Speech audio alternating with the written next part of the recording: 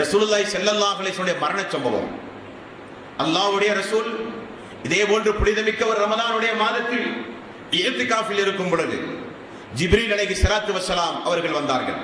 இந்த மாதத்துடைய ஒரு தனிச்சிறப்பு என்னவென்றால், இந்த மாதம் தான் திருக்குர்ஆன் இறக்கி அருளப்பட்ட மாதம்.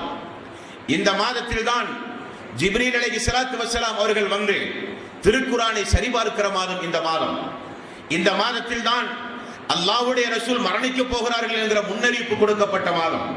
அப்படிப்பட்ட இந்த மாதத்தில் ரசூலுல்லாஹி ஸல்லல்லாஹு அலைஹி வஸல்லம் அவர்கள் இஅ்திகாஃப் இருக்கும் பொழுது ஜிப்ரீல் அலைஹிஸ்ஸலாத்து வஸ்ஸலாம் அவர்கள் வந்தார்கள்.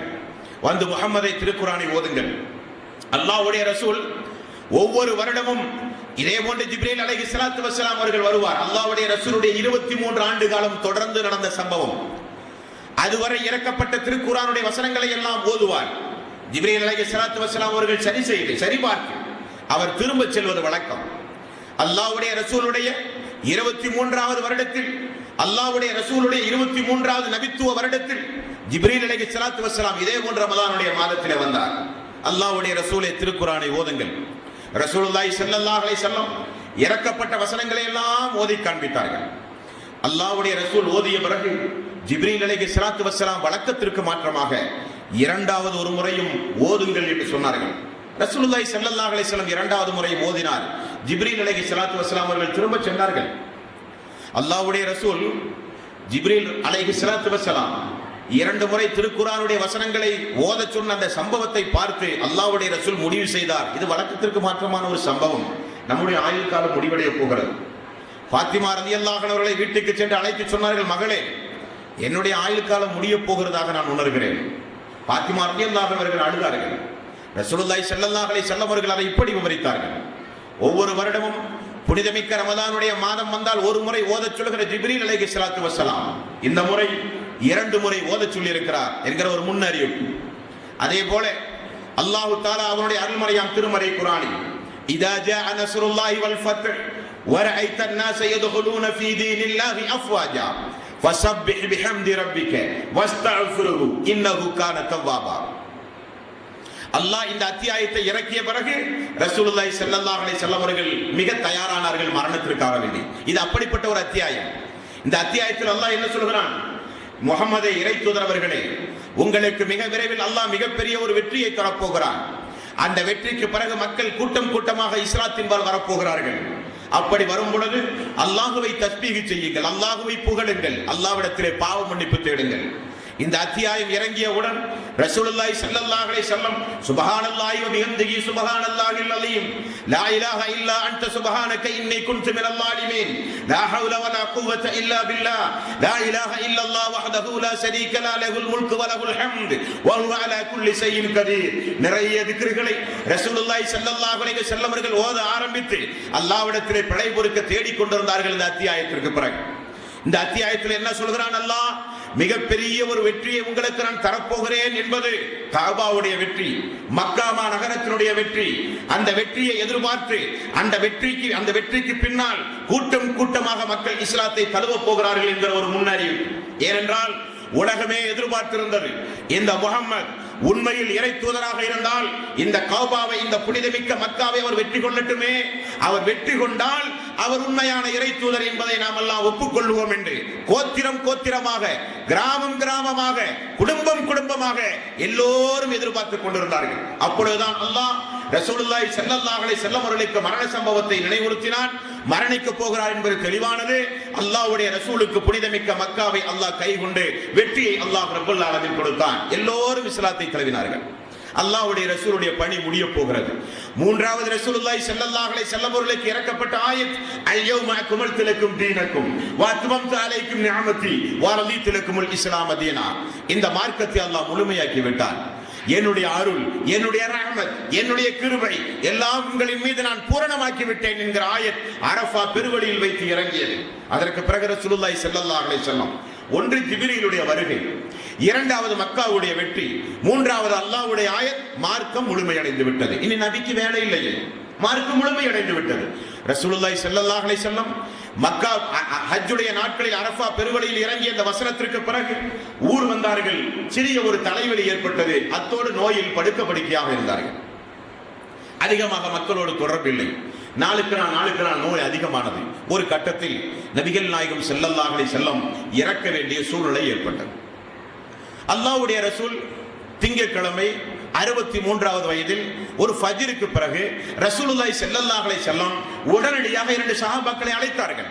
ஃபضல் இப்னு அப்பாஸ் ரலியல்லாஹு அன்ஹு, அலி ரலியல்லாஹு அன்ஹு, 2 தோழர்களையும் ரசூலுல்லாஹி ஸல்லல்லாஹு அலைஹி வஸல்லம் அழைத்தார்கள். என்னை மக்களிடத்தில் தூக்கி செல்லுங்கள், நான் மக்களிடத்தில் இறுதி உபதேசம் செய்ய வேண்டும். அல்லாஹ்வுடைய ரசூலை தூக்கி வந்தார்கள். மக்கள் ஃபஜ்ர் தொழுது விட்டு பள்ளியை விட்டு நகராமல் அமர்ந்து கொண்டிருக்கிறார்கள். ரசூலுல்லாஹி ஸல்லல்லாஹு அலைஹி வஸல்லம் நாளுக்கு நாள் அந்த மக்களை சந்திக்க வருவதை தவிர்க்க அந்த மக்கள் எல்லாம் மிகப்பெரிய பதட்டத்திற்கு ஆளானார்கள். அன்சாரி தோழர்கள் எப்பொழுதும் அழுது கொண்டே இருந்தார்கள். முஹாஜிர்கள் எப்பொழுதும் தேம்பி சப்தம் போட்டு அழக்கூடியவர்களாக இருந்தார்கள். அந்த நேரத்தில் தான் ரசூலுல்லாஹி ஸல்லல்லாஹு அலைஹி வஸல்லம் தூக்கி வரப்பட்டார். மக்கள் மன்றத்தில் அல்லாஹ்வுடைய ரசூல் சொன்னது, நான் உங்கள் மத்தியில் ஏன் இப்பொழுது வந்திருக்கிறேன் என்றால் கணக்கு தீர்ப்பதற்காக என்றார். பழி தீர்ப்பதற்காக, சமாதானம் செய்து கொள்வதற்காக இப்பொழுது நான் வந்திருக்கிறேன் என்றார்கள் ரசூலுல்லாஹி ஸல்லல்லாஹு அலைஹி வஸல்லம். அல்லாஹ்வுடைய ரசூல் அந்த மக்களை பார்த்து சொன்ன சம்பவம் புகாரிலே இடம்பெறுகிறது. மக்களே, நான் 23 ஆண்டு காலம் நபியாக உங்களோடு வாழ்ந்திருக்கிறேன். நான் யாரையாவது அடித்திருந்தால் என்னை திரும்ப அடித்துக் கொள்ளுங்கள். நான் யாரையாவது பேசி இருந்தாலோ மனது நோகுமாறு ஏதாவது கடுஞ்சொல்லை பிரயோகத்தை பயன்படுத்தி இருந்தாலோ திரும்ப இந்த முகம்மதையும் நீங்கள் பேசி திட்டி பழிதீர்த்துக் கொள்ளுங்கள். நான் யாரிடமிருந்தா என்றைக்காவது ஏதாவது தீனார்களையோ வெள்ளிகளையோ வாங்கி இருந்தால், தராமல் இருந்தால் கேட்டு வாங்கிக் கொள்ளுங்கள். அல்லாஹ்வுடைய நீதிமன்றத்தில் என்னை காட்டி கொடுத்து விடாதீர்கள். ரசூலுல்லாஹி ஸல்லல்லாஹு அலைஹி வஸல்லம் இறுதி உபதேசம். அந்த மக்கள் எல்லாம் அழுதார்கள் என்ற ஹதீஸ்களிலே பார்க்கிறோம். இப்படி அல்லாஹ்வுடைய ரசூல் நமக்கு சொன்ன மரணம் வருவதற்கு முன்னால் மக்கள் மத்தியிலே சென்று சமரசம் செய்து கொள்ளுங்கள் என்று நமக்கு போதித்த அந்த ஒரு வேலையையும் ரசூலுல்லாஹி ஸல்லல்லாஹு அலைஹி வஸல்லம் அவர்கள் செய்துவிட்டு வீட்டுக்கு சென்றார்கள். அது அவருடைய கடைசி போக்கு. அதற்கு பிறகு சஹாபாக்களை ரசூலுல்லாஹி ஸல்லல்லாஹு அலைஹி வஸல்லம் அவர்கள் சந்திக்க வரவே இல்லை. வருகிற வாய்ப்பும் கிடைக்கவில்லை. வீட்டிலே இருந்து கொண்டு தன்னுடைய மக்கள், தன்னுடைய மனைவி அபூபக்கர் சித்திக் அவர்கள் வந்தால் அவரோடு, படைக்கு தளபதியாக அனுப்பிய உசாமா ஒரு முறை வந்தார் அவரோடு, அப்துர் ரஹ்மான் அபூபக்கர் சித்திக் அவருடைய மகன் பிறகு இஸ்லாத்தை தழுவினார் அவரோடு ரசூலுல்லாஹி ஸல்லல்லாஹு அலைஹி வஸல்லம் இறுதியாக பேசிய வாசகங்கள் தான் ஹதீஸ்களிலே பார்க்க முடியும். அப்படிப்பட்ட நேரத்திலும் ரசூலுல்லாஹி ஸல்லல்லாஹு அலைஹி வஸல்லம் தொழுகையை நிலைநிறுத்துங்கள் கடைசி பேச்சு, அல்லாஹ்வுடைய ரசூலுடைய கடைசி பேச்சு, மரண சாசனம் என்று சொல்லலாம். அந்த மரண வசியத் மக்களிடத்திலே அல்லாஹ்வுடைய ரசூல் செய்தது, தொழுகையை நிலைநிறுத்துங்கள், தொழுகையை நிலைநிறுத்துங்கள். தொழுகைதான் உங்களுக்கு சொர்க்கத்திற்கு உங்களை அழைத்து செல்கிற மிகப்பெரிய வணக்க வழிபாடாக இருக்கிறது. ரசூலுல்லாஹி ஸல்லல்லாஹு அலைஹி வஸல்லம் அவர்கள் போதித்தார்கள். நான் மரணித்தால் அல்லாஹும்ம லா தஜல் கப்ரி ஈதா, அல்லாஹுவே என்னுடைய கபரை மக்கள் விழா கோலம் கொண்டாடும் இடமாக நீ ஆக்காதே. அல்லாஹும்ம லா தஜல் கப்ரி வஸன யுபர், அல்லாஹுவே என்னுடைய கபரை மக்கள் வணங்கும் இடமாக நீ ஆக்காதே. லா தஜல் கப்ரி ஈதா, அல்லாஹும்ம லா தஜல் கப்ரி ஈதா, என்னுடைய கபர் என்றைக்கும் விழா கோலம் கொண்டாடப்படாத கபராக இருக்க வேண்டும் யா அல்லாஹ். லஅன அல்லாஹுல் யஹூத வன் நஸாரா இத்தஹது குபூர் அன்பியாஇஹிம் மசாஜித், யகூதிகளையும் நஸாராக்களையும் அல்லாஹ் நாசமாக்குவானாக. காரணம், அவர்களுக்கு அனுப்பப்பட்ட நபிமார்கள் நல்லவர்கள் மரணித்தால் மரணித்த இடத்தை அவர்கள் அடக்கிய பிறகு அந்த இடத்தை வணக்க ஸ்தலமாக மாற்றுவார்கள். அப்படியா அல்லாஹ் என்னுடைய கபரை மக்கள் வணங்கும் இடமாக நீ ஆக்காதே. ரசூலுல்லாஹி ஸல்லல்லாஹு அலைஹி வஸல்லம் தன்னுடைய மரணத்திற்கு பிறகு தனக்கு முன்னால் வாழ்ந்த இறை நேசர்கள் நபிமார்களுடைய நிலைமைகளை எல்லாம் அறிந்த ரசூலுல்லாஹி ஸல்லல்லாஹு அலைஹி வஸல்லம் அவர்கள் எல்லாம் உலகத்திலே அனுப்பப்பட்ட இறை தூதராக இருந்தும் அவருடைய மரணத்திற்கு பிறகு மக்கள் அவர்களை வழிபாட்டுக்குரிய மக்களாக மாற்றினார்கள். ஈசா அலைஹிஸ்ஸலாத்து வஸ்ஸலாம் மிகப்பெரிய ஒரு உதாரணம். இறுதி நபி, அல்லாஹ்வுடைய தூதருக்கு முன்னால் வந்த ஒரு இறுதி நபி, அவருக்கு பின்னால் ரசூலுல்லாஹி ஸல்லல்லாஹு அலைஹி வஸல்லம். ஈசா நபியினுடைய வாழ்க்கை வரலாற்றை யூதர்களிடத்திலும் கிறிஸ்தவர்களிடத்திலும் ரசூலுல்லாஹி ஸல்லல்லாஹு அலைஹி வஸல்லம் தெளிவாக பார்த்தார்கள். அல்லாஹ்வுடைய தூதராக அனுப்பப்பட்ட அவர் மரணித்த பிறகு, உலகத்திலே இருந்து பிரிந்த பிறகு அவரை மக்கள் வணங்குகிற காட்சியை ரசூலுல்லாஹி ஸல்லல்லாஹு அலைஹி வஸல்லம் பார்த்து அல்லாஹ்விடத்திலே செய்த மிகப்பெரிய ஒரு துஆ, அல்லாஹ்வே என்னை மக்கள் வணங்கக்கூடாது, நான் அல்ல ரப்பு என்பவன் நீ, என்னை வணங்கி அடக்க ஸ்தலத்தில் என்னிடத்தில் வந்து மக்கள் பிரார்த்தனை செய்யக்கூடாது, பிரார்த்தனைக்கு தகுதி படைத்தவன் நீ, என்னுடைய கபரை மக்கள் விழாக்கோலம் கொண்டாடும் இடமாக ஆக்கக்கூடாது, விழாக்கோலம் கொண்டாடப்படுகிற தினம் பெருநாளுடைய தினமாகத்தான் இருக்க வேண்டும்.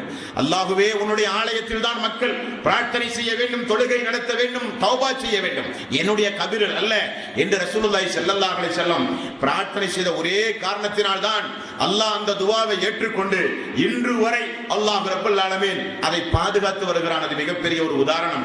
இல்லை என்றால் அல்லாஹ்வை வணங்குகிற மக்கள் இந்த பூமியில் இருக்க மாட்டார்கள். அல்லாஹ்வை வணங்குவதற்கு இந்த பூமியில் ஆளே இருக்காது. ரசூலுல்லாஹி ஸல்லல்லாஹு அலைஹி வஸல்லம் அவர்களை மக்கள் வணங்க ஆரம்பித்திருப்பார்கள். அல்லாஹ்வுடைய ஏற்பாடு அல்லாஹ் காப்பாற்றினான். இப்படி ரசூலுல்லாஹி ஸல்லல்லாஹு அலைஹி வஸல்லம் தன்னுடைய கடைசி நேரத்தில் மக்களுக்கு நிறைய வசியத்துகளை செய்தார்கள்.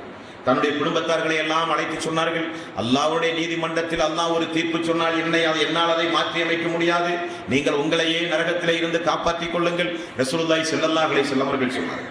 அதுபோக அல்லாஹ்வுடைய ரசூல் கடைசியாக செய்த ஒரு துஆ, அத்தோடு அல்லாஹ்வுடைய ரசூலுடைய உயிர் பிரிந்தது.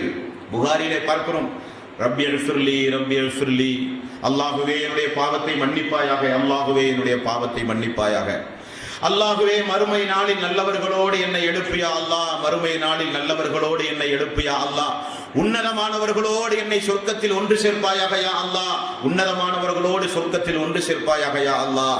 ரசூலுல்லாஹி ஸல்லல்லாஹு அலைஹி வஸல்லம் கடைசி வார்த்தை, அஸ்ஹது அல்லா இலாஹ இல்லல்லாஹ் இன்னலில் மௌத்தி சக்கராத், அஸ்ஹது அல்லா இலாஹ இல்லல்லாஹ் இன்னலில் மௌத்தி சக்கராத். ரசூலுல்லாஹி ஸல்லல்லாஹு அலைஹி வஸல்லம் யாருடைய கடைசி வார்த்தை அஸ்ஹது அல்லா இலாஹ இல்லல்லாஹ் என்கிற திருக்கலிமாவாக இருக்கிறதோ அவர் நிச்சயம் சொர்க்கம் செல்லுவார் என்கிற அல்லாஹ்வுடைய தூதருடைய வார்த்தைக்கு ஏற்றவாறு அவரும் அந்த திருக்கலிமாவை சொல்லி இந்த துனியாவிலே இருந்து அல்லாஹ்வுடைய நாட்டத்தின் அடிப்படையில் ஒவ்வொரு மனிதர்களும் அல்லாஹ் நிச்சயித்த நாளும் வருடமும் தேதியும் கிழமையும் வந்தால் எல்லோரும் மரணிக்க கூடியவர்கள் என்கிற அல்லாஹ்வுடைய விதியின் அடிப்படையில் நபிகள் நாயகம் ஸல்லல்லாஹு அலைஹி வஸல்லம் அவர்கள் துனியாவிலே விழுந்து அல்லாஹ்வுடைய ரசூல் மரணித்து விட்டார்கள்.